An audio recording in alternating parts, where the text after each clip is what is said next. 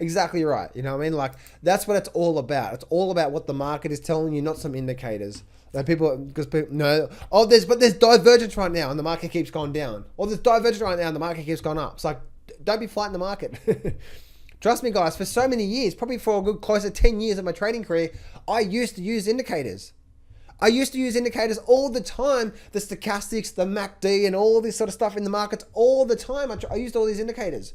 The reason why I don't use indicators right now is because so many times I'd get a very nice bearish trade. The chart would tell me it's a nice bearish trade, but the indicators were oversold, so I shouldn't take it. And it'll be a nice profitable trade. I'm like, what the hell?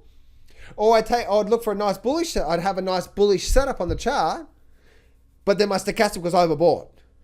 And then that bullish setup went for a 10% run. I missed out on a 200-300% return on my option.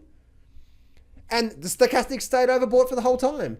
It just confused the crap out of me. And ever since I removed that, and it took me a while. I used to trade with the MACD, stochastics. In fact, if you go back to see my old videos, I used to trade with 2 stochastics and the Bollinger Bands. And like 3-4 moving averages. It was nuts.